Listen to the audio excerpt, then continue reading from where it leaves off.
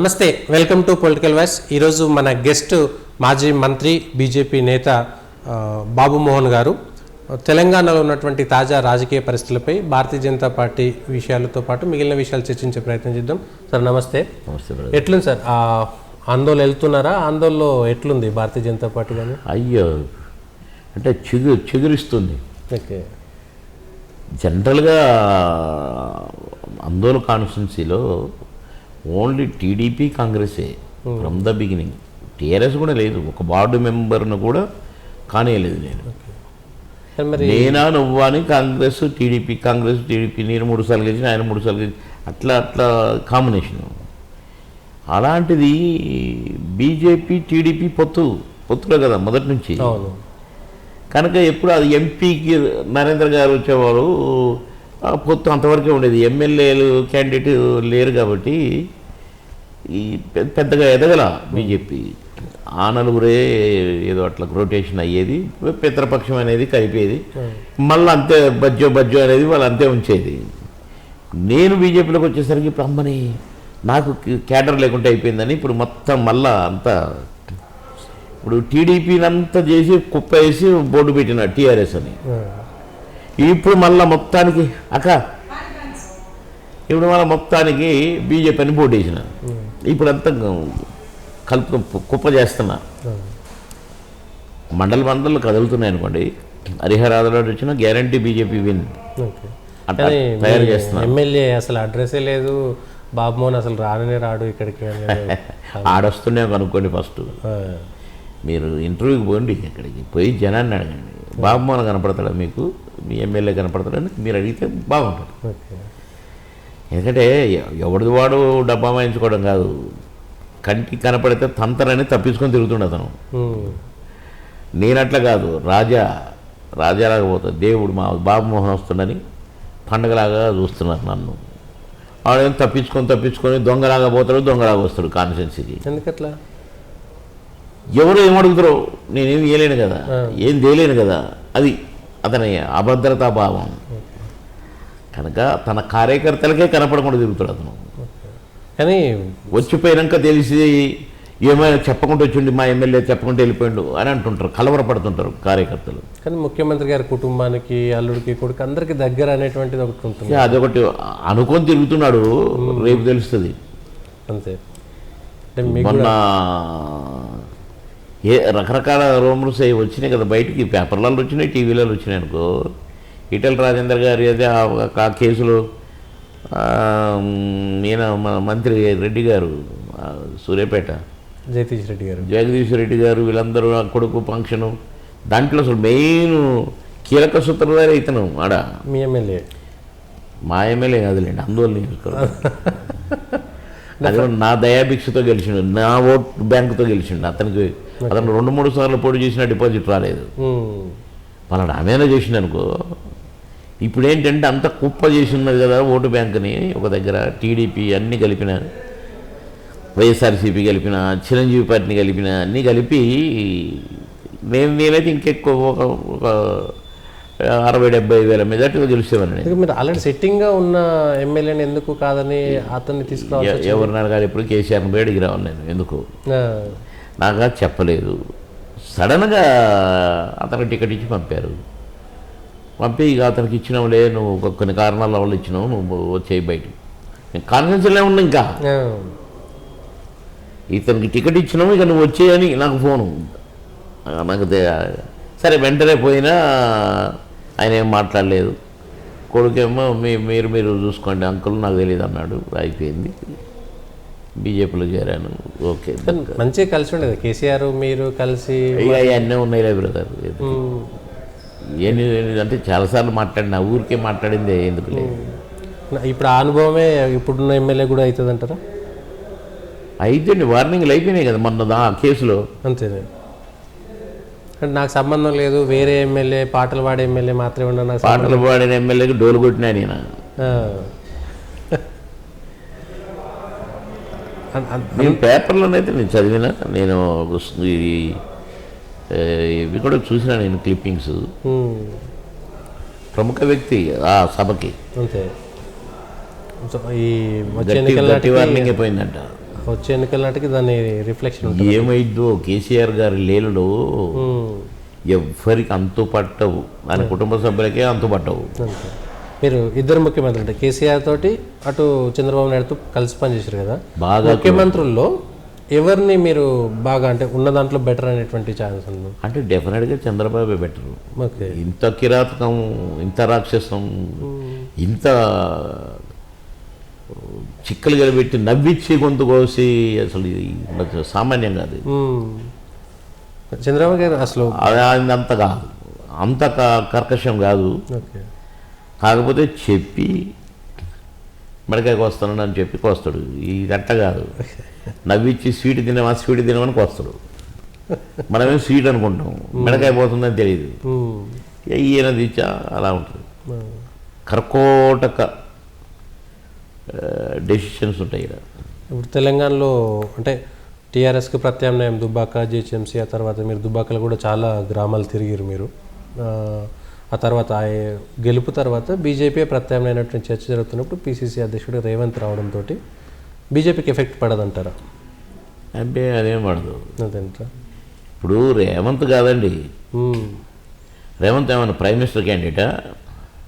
అంతా అసలు రేవంత్ అంటే రేవంత్ అంటున్నారు. మరి ఏమో నాకేమంతా ఏమో, ఎందుకంటే స్టేట్లో ఇప్పుడు ఉన్న నలుగురు జుట్లు బిక్కుంటున్నారు, కొట్లాడుకుంటున్నారు. ఆ నలుగురు కొట్లాడుకుంటే ఎట్లా ముందు పార్టీ లేవాలి కదా. రేవంత్ రేవంత్ రేవంత్ రేవంత్ ఏంటంటే అది ఎంగిలి మాటలు నా ఆడియో కాపీలు కొట్టినవి మాట్లాడతాడు. అది కూడా తప్పుడు నేనే కరెక్ట్, ఇప్పుడు ఢిల్లీ పోయి తెలుసుకొని వచ్చినా, చంద్రమండలంకి వెళ్ళి చదువుకొని వచ్చినా అని మాట్లాడతాడు.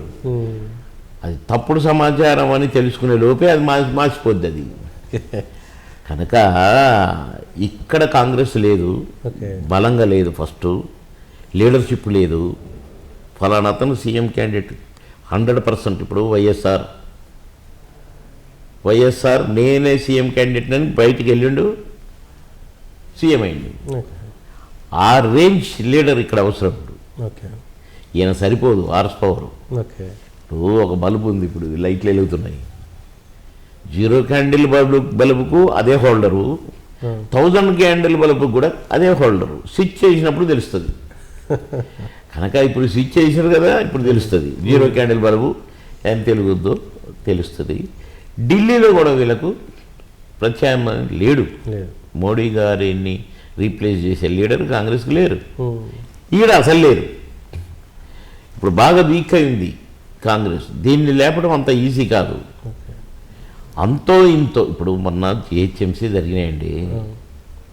రేవంత్ రెడ్డి కూడా ప్రచారం చూపి, రేవంత్ రెడ్డి ఎంపీగా గెలిచిన కదా, గిన్నె మల్కాజ్గిరి కదా, ఎంపీగా ఉన్నాడు కదా ఇప్పుడు ప్రజెంట్. ఒక్క కార్పొరేటర్ గెలవలేదు. మరి 7 నియోజకవర్గాల్లో గెలిచిన 2 ఆయన దగ్గరనే గెలిచినాయి కదా. మరి ఇప్పుడు ఆడున్నాయి. ఇప్పుడు కాంగ్రెస్ గెలిచిన 2 రేవంత్ రెడ్డి దగ్గర మాత్రమే గెలిచినాయి. అవి అది 2 గెలవడం ఏంటి సార్? ఎంపీ కదా. ఇప్పుడు ఆయన అప్పటి నుంచే అధ్యక్ష దీంట్లో ఉన్నాడు కదా, రేసులో. మొత్తం గెలిపియద్దు. మరి జిహెచ్ఎంసీ మొత్తానికి 2 గెలుస్తాయి. ఆయన నియోజకవర్గాన్ని మాట్లాడినా కూడా 7 నియోజకవర్గాలు ఎన్ని గెలవాలి? 7 గెలవాలి నియోజకవర్గానికి ఒకటి. అది ఆయన హార్స్ పవర్. కనుక అంటే అప్పుడు ఆయనకు ఫ్రీ హ్యాండ్ లేదు. ఇప్పుడు పిసిసి అధ్యక్షుడిగా నిర్ణయాలు తీసుకునేంత పెద్ద స్థాయి వచ్చింది కదా. ఓటరు వేసే ఓటుకును, అధ్యక్ష పదవికును, ఆయన తీసుకోబోయే డెసిషన్ ఏం డెసిషన్లు తీసుకుంటారో కనపడతాయి. ఇంకా 2 రోజుల్లో సంబంధం లేదు. కనుక ఓటర్స్ ఆకర్షణ ఎటుకొట్టినా పడాల. ఇప్పుడు దొబ్బకాలు నేనేం ఇది కాదు, కానీ నా వల్ల ఓటు బ్యాంక్ పెరిగింది. గెలుపుకు నేను ఒక కారకున్నాను, గట్టి ఉండాలి రాష్ట్ర అధ్యక్షుడు. ఒక ఎంపీగా గెలిచిన వాడు కార్పొరేటర్ ఎందుకు గెలిపించుకోలేకపోయాడు? ఇప్పుడు వచ్చి ముఖ్యమంత్రిని గెలిపిస్తాడా? ఆయన అధికారంలో తెస్తాడా? చూద్దాం. ఎందుకంటే బీజేపీ టీఆర్ఎస్ అది తప్పుడు, అది అన్నం తినేవాడు మాట్లాడే మాట కాదు అది. బీజేపీయే ప్రత్యామ్నాయం, బీజేపీయే రేపు ఇక్కడ టీఆర్ఎస్ను బొందబెట్టి అధికారం చేపడుతుందని మేము ఇన్ని ఎలక్షన్లలో మాట్లాడుతున్నామే. ఏ రకంగా మాకు సుట్రంగా ఉండదండి చెప్పండి. కానీ బయట టీఆర్ఎస్కి ఇప్పుడు టీడీపీ లేదు, కాంగ్రెస్ డౌన్ అయింది. ఇప్పుడు మన దుబ్బాక ఎలక్షను జిహెచ్ఎంసీ ఎలక్షనే తీసుకున్నాము. ప్రత్యామ్నాయం ఎవరు కనపడరు? దీన్ని ప్రత్యేకంగా స్పీచ్ ఇవ్వాలా దీనికి? ఎవరు కనపడ్డారండి? కానీ సాగర్లో ఓడిపోయింది కదా బీజేపీ. అరే సాగర్లో అసలు క్యాండిడేట్ ఉన్నాడా? అసలు పార్టీ ఉందా అక్కడ చెప్పండి. ఇక్కడ ఇప్పుడిప్పుడే పుంజుకుంటుంది. ఆడ 6 నెలల నుంచి డబ్బులు పంచితే 47,000 ఓట్లు ఎస్టీలవి. ఒక డాక్టర్ లంబాడలలో డాక్టర్గా చదివిన వాడు అని అంటే జనరల్గా వాళ్ళ కులాలలో డబ్బులు ఉన్నోడు కానీ ఏదైనా ఉద్యోగం చేస్తాడంటే ఎంతో గౌరవం.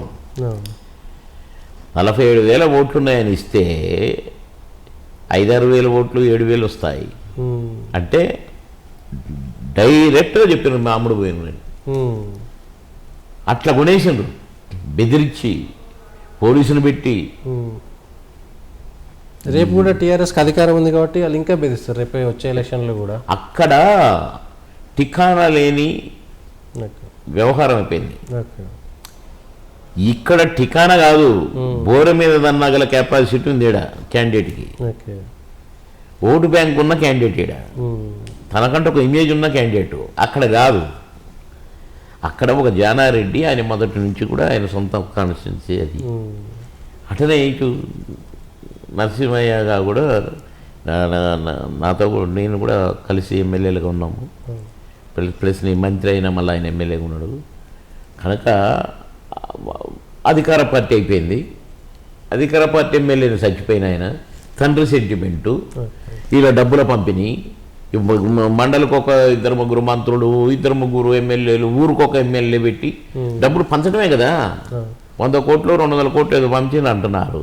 బైరెక్షన్ కూడా 2 సార్లు కేసీఆర్. మరి అసలు కదులుతాడు ఆయన ఎప్పుడన్నా ఫామ్ హౌస్ నుంచి? ఎందుకంటే ఇన్ని లక్షల మంది కరోనా వచ్చి చచ్చిపోతుంటే నేనున్నా అని ఒక మాట అన్నాడు ఎప్పుడన్నా? పోతే పోంటురా అన్నాడు. ఆడ ఓట్లు అవసరం కానీ పోయింది.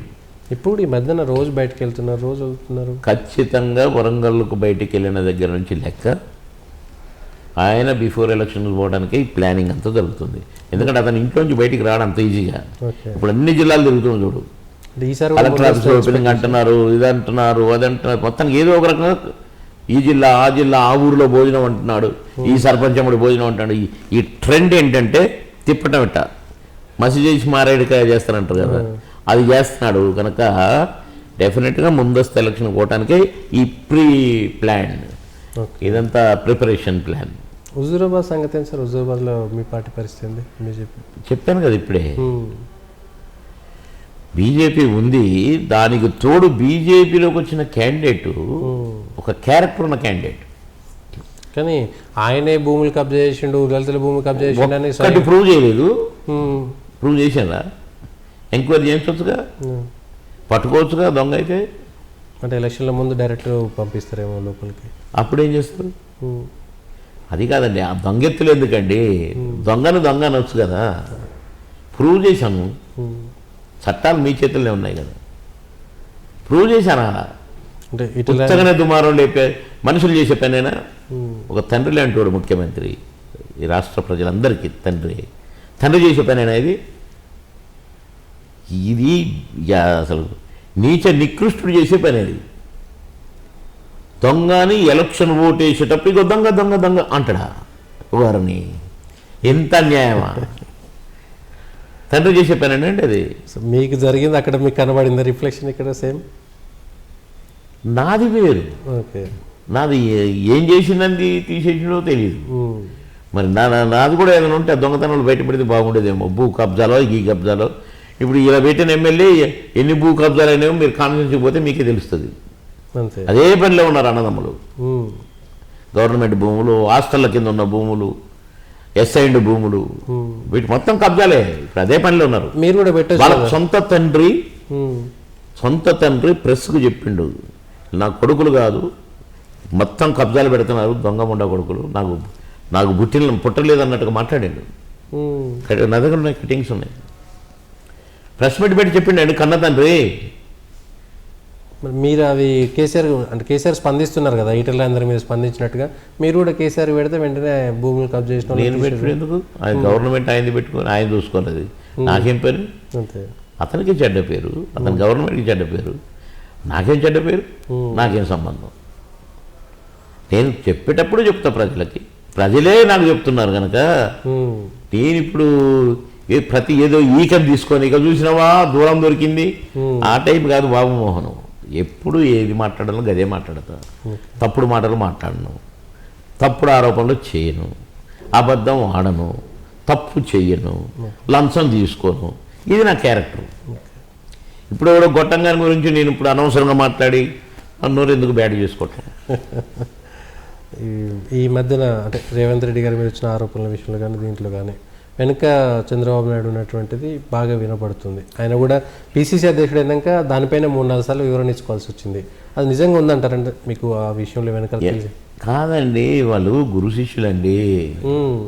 ఆ ఎమ్మెల్సీకి లంచం ఇచ్చి పట్టుబడలే, ఆ కేసులు ఎవరు చేయించారు? చంద్రబాబు వాయిస్ రికార్డు చేసి వైరల్ అయినాయి కదా. మరి గురు శిష్యులేగా, ఇంకా ఆ కేసు కూడా క్లోజ్ కాలేదు. ఇప్పుడు గురు శిష్యుడు అయిపోవాలి. ఇంకా ఆడనేమో కాంగ్రెస్ పార్టీ మొత్తం చంద్రబాబుకి అప్పచెప్పారండి ఆంధ్రలో.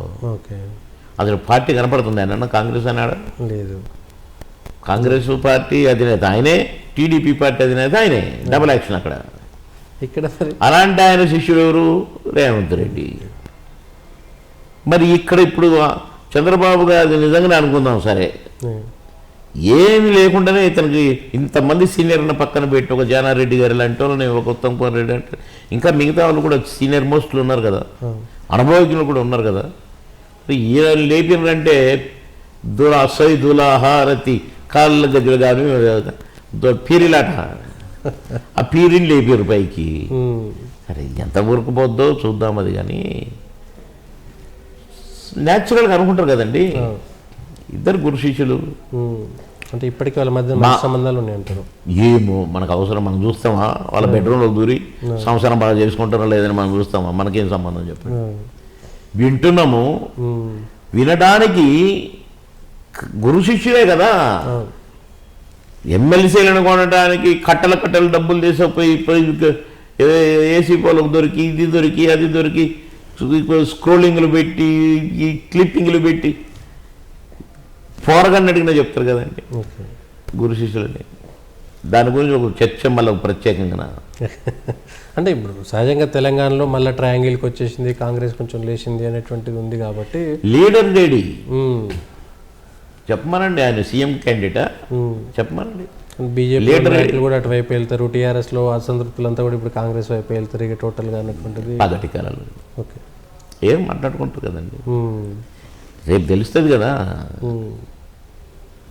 చెప్పాను కదా నేను, బల్బుది 0 క్యాండిల్ బల్బుకు గదే హోల్డరు, 1000 క్యాండిల్ బల్బు గదే హోల్డర్ పెట్టారు. చూద్దాం.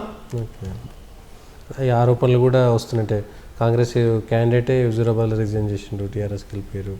రేసి అసలు రేవంత్ రెడ్డి వాళ్ళనే రిజైన్ చేసిన అన్నాడుగా. ఇంకా చాలా మంది తయారవుతున్నట్టు. మరి అది చూసుకోమనండి ఫస్ట్. మమ్మల్ని బీజేపీ లోపలికి అయితే మేము బయటకు అవుతాం కాదు, నువ్వు లోపలికి అవుతున్నావు, నీ మొత్తం నీ సరంజమ్మ తయారవుతుంది, అది చూసుకోమనాలా ఆయనకు చెప్పాలా మీలాంటి వాళ్ళు. మీ చిరకాల ప్రత్యర్థి మాజీ ఉప ముఖ్యమంత్రిని కూడా మీరు బీజేపీలోకి తీసుకొచ్చే ప్లాన్ ఏదో నడుస్తున్నట్టుంది. మనకు సంబంధం లేదండి, ఆయన ఎక్కిపోతే మనకెందుకు, అంతేనా? నాకు అవసరం లేదు. అంటే మీ కాన్షియన్స్ కాబట్టి వస్తే ఎట్లాంటి పరిస్థితులు ఉంటాయి అనేటువంటి మీరు రాగానే పొట్లం కట్టి టికెట్ కట్టి ఇచ్చి ఆయన పెట్టి సెగేసి పూలు పెట్టి పంపుతారా? ఏం పార్టీ ఇష్టం కదా, అది ఇష్టమైద్దేమో. ఇప్పుడు నా కాన్ఫిడెన్స్ ఇప్పుడు నా ఓట్లతో గెలిచినోడు బ్రహ్మాండ నాకు బ్రాహ్మణ్ కానీ మించుడు అని తెచ్చిండు కదా, ఇప్పుడు తెలిసిపోతుంది కదా అక్కడ. అట్టనే ఏం పార్టీ తెలుసుకుంటుందేమో చూద్దాం. మనకు తెలియదు కదా పార్టీ ఏం డెసిషన్ తీసుకుని. నేను కాదు కదా పార్టీ, నేను కూడా ఒక కార్యకర్తను. నాకుండే చరిష్మా నాకుంది, నాకుండే ఓటు బ్యాంకు నాకుంది. నాకు సరిపోదు, ఆయన బ్రహ్మాండ ఇంకా ఇంద్రుడు చంద్రుడు కూడా తెచ్చుకుంటుందేమో పార్టీ. నేను కృంగిపోను, నేను మనవ్యాధి పాలు కాను. బాబుమోహన్ ఇది బాబుమోహన్, భారతీయ జనతా పార్టీలో అంటే మీకు సరైనటువంటి బాధ్యత ఇస్తున్నారా, మీకు మంచి పని చెప్తున్నారా, ఎట్లా అంటారు? నేను దేనికి పనికొస్తున్నా అదైతే చెప్తున్నారు. ఓకే. ఇప్పుడు ఇలా ప్రముఖుల మీటింగు, ఆ 25-30 మందిలో నేను ఒకరిని స్టేట్లో, నాకు గౌరవం ఇచ్చినట్టే కదా. ఎక్కడికి పోయినా నేషనల్ లీడర్ బాబు అని అంటున్నారు, గౌరవం ఇచ్చినట్టే కదా. కనుక నేను పదవుల కోసం వచ్చిననే కాదు కదా. బాబు మోహనే నేను మినిస్టర్గా ఉండి కూడా, ఒక క్యాబినెట్ మినిస్టర్గా ఉండి నేను ఎప్పుడు మేము మినిస్టర్ని మాట్లాడుతున్నాను ఎప్పుడు అనలే నేను. బాబు మోహన్ని మాట్లాడుతున్నాను ఎవరు అంతే. ఇది పర్మనెంట్ బాబు మోహన్. ఈ ప్రచారం కూడా జరుగుతుంది, బాబుమోహన్ గారు అబ్బాయి కూడా రాజకీయాల్లోకి వస్తాను. ఎందుకు రాకూడదండి?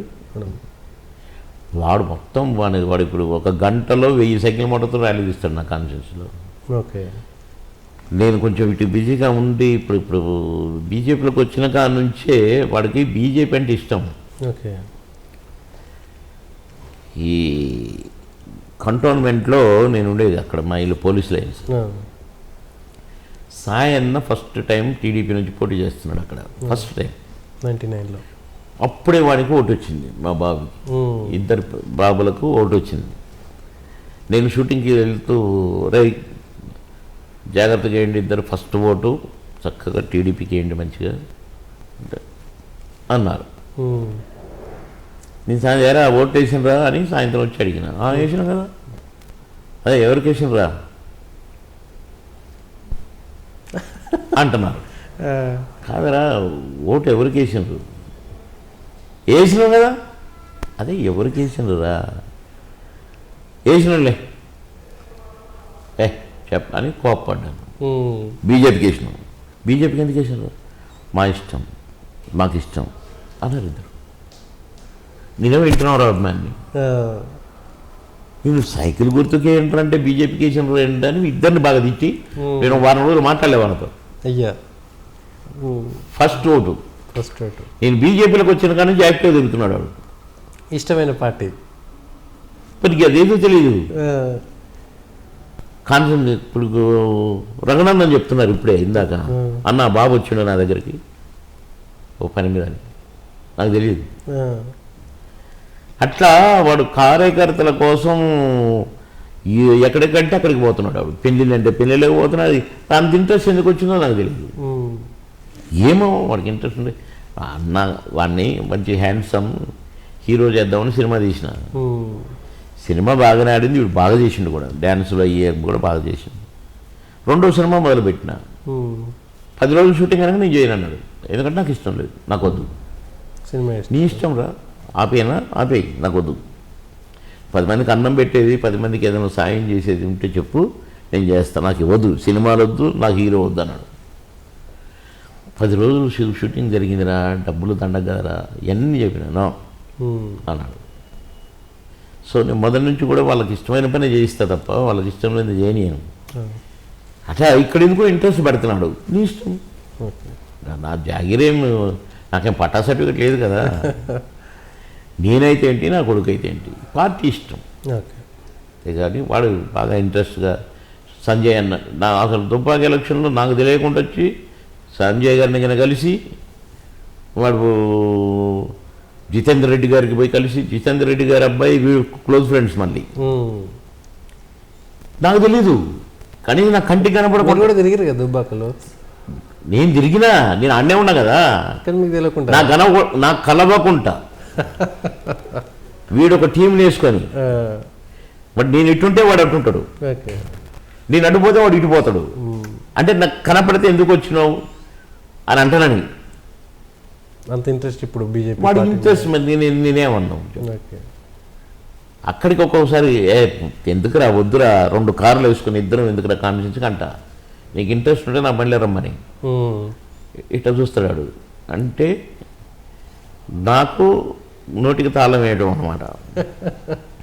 ఫ్రీడమ్ ఉండదు కదా, అందుకని లేదు, నీ కార్లో నువ్వు నా కార్లో నేను పోతావు. కనుక ఎవరి రాత ఎవరికి తెలుస్తుందండి.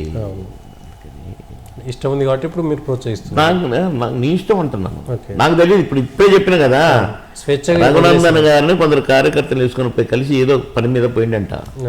రఘునాథన్ చెప్తున్నాడు ఇందాక, అన్న బాబు వచ్చిండు ఇంటికి అంటాడు. అన్న వాడి ఇష్టానికి నేను కాళ్ళు కట్టేయటం చేతులు కట్టేయటం మనకి ఎందుకని నీ ఇష్టం అన్నా. హోప్స్ కనపడుతున్నాయండి మీకు వచ్చే ఎన్నికల్లో, ఎంపీ ఎన్నికలు కానీ ఎమ్మెల్యే ఎన్నికలు కానీ తెలంగాణలో బీజేపీ వస్తుంది గ్యారంటీగా? ఎందుకంటే నేను ప్రజలతో మాట్లాడుతూ ప్రజలతో మమేకమై తిరుగుతున్నాను కనుక నాకు తెలిసిన ఇన్ఫర్మేషన్ నా దృష్టికి వచ్చింది. నాకు కూడా అంతో ఇంతో దేవుడిచ్చిన జ్ఞానం ఉంది, ఇంకొద్దిగా నేను అర్థం చేసుకోగలను కనుక నేను 1030 సినిమాలు అన్నట్టు అన్ని క్యారెక్టర్లు వేయగలిగిన ఒక బాబుమోహన్ని అన్ని క్యారెక్టర్లు వేసిండు బాబుమోహన్. దాన్ని బట్టి డెఫినెట్గా కేసీఆర్ గారు ఒక్కటి నిజం చెప్పడు, ఇచ్చిన వాగ్దానం నెరవేర్చడు, మాయ మాటలు చెప్పుడు, దొంగోట్లు ఎంచుకున్నాడు లేదా డబ్బులు ఇచ్చి కొనుక్కున్నాడు. ఇదే కనుక ఇవన్నీ ప్రజా వ్యతిరేక కార్యక్రమాలు అయితే ఫెయిల్, జీరో సీఎంగా అనేది ప్రజల దృష్టిలో ఉంది. నెక్స్ట్ మోడీ గారు అంటే ఏంటి, ఆయన కుటుంబ పాలన చేస్తాడా, అతనికి వారసులంతా ఉన్నారా, ఇవన్నీ కూడా లెక్కలేసుకొని మోడీ గారు లాంటి సీఎం ఇక్కడ ఉండాలి కనుక, మోడీ గారు లాంటి మనిషి ఇక్కడికి రావాలి కనుక. ఇప్పుడు టీడీపీ లేదు, కమ్యూనిస్ట్ లేదు, కాంగ్రెస్ లేదు, బీజేపీ ప్రధానమంత్రి ఉన్న పార్టీ బీపీ పార్టీ.